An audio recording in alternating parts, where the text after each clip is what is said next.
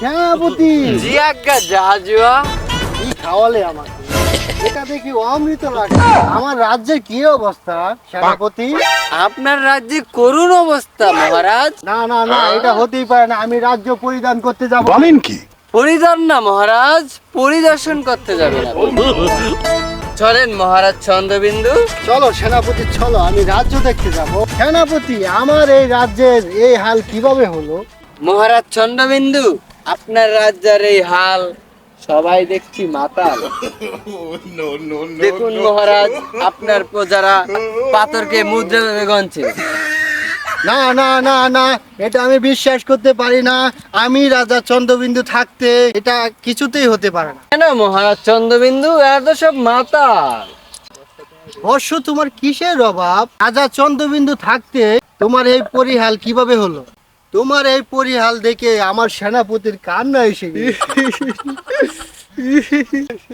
মহারাজ চন্দ্রবিন্দু, তাকে কিছু মুদ্রা দেওয়া যায় না?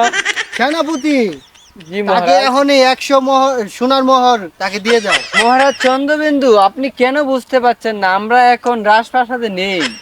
সেনাপতি, তুমি কি জানো না যে আমার পা থেকে উপর পর্যন্ত যা আছে তা যদি তাকে দান করে দেই, সে 1 মাস বসে রইতে পারে। যাও বর্ষ, তোমাকে আমি একটা মুক্তার মালা দিলাম।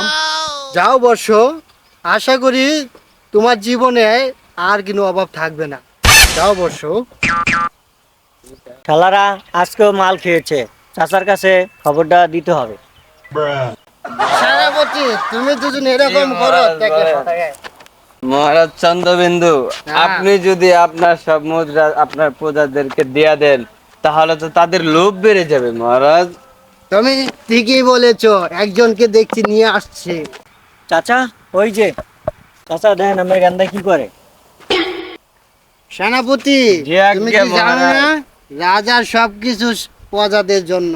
গোলামের পুত ভাত খাইবার পাই না, আর তুমি রাজা হইবার চাও। খামোশ! তুমি রাজা চন্দ্রবিন্দুকে তুমি হুমকি দাও? সেনাপতি, জি আজ্ঞে মহারাজ। এখনই তার গদ্দান নিয়ে আমার হাতে তুলে দাও।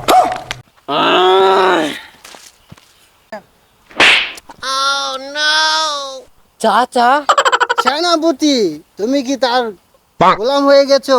তার গদ্দানটা আমার হাতে দিচ্ছ না কেন এখনো? গোলামের পুতেরা তোকে মাতলাম আমি ছুটাইতাছি, বাসটা কই রে?